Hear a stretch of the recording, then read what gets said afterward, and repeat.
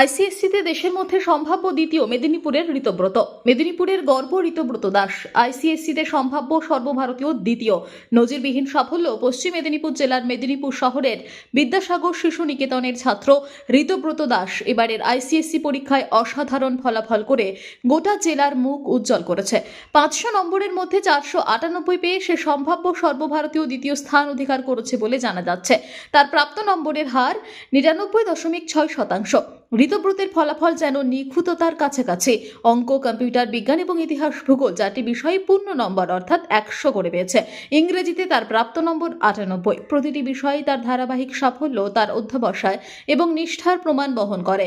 ঋতব্রতের পরিবারও শিক্ষার সঙ্গে গভীরভাবে যুক্ত। তার বাবা চিনাংশুক দাস খৈরুল্লাহ চক নেতাজি বিদ্যামন্দির স্কুলের একজন শিক্ষক, মা অপর্ণা দাস একজন গৃহবধূ।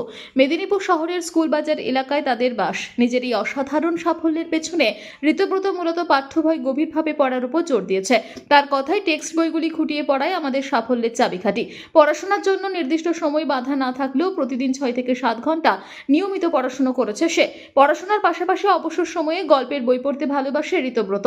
ভবিষ্যতে তার লক্ষ্য দেশের সেরা শিক্ষা প্রতিষ্ঠানগুলির মধ্যে আইআইটি কিংবা আইএসআইতে পড়াশোনা করতে চায়। বিজ্ঞান ও প্রযুক্তির ক্ষেত্রে নিজের কেরিয়ার গড়ার স্বপ্ন দেখছে মেধাবী ছাত্র। ঋতব্রত দাসের এই সাফল্যে আনন্দিত তার পরিবার, স্কুল এবং গোটা মেদিনীপুর। শিক্ষক শিক্ষিকা থেকে শুরু করে এলাকাবাসী সবাই তার উজ্জ্বল ভবিষ্যতের জন্য শুভকামনা জানিয়েছেন। তার এই সাফল্য আগামী প্রজন্মের কাছে এক বড় অনুপ্রেরণা হয়ে থাকবে। ব্যুরো রিপোর্ট, আরোহী নিউজ বাংলা। দেখতে থাকুন আরোহী নিউজ বাংলা।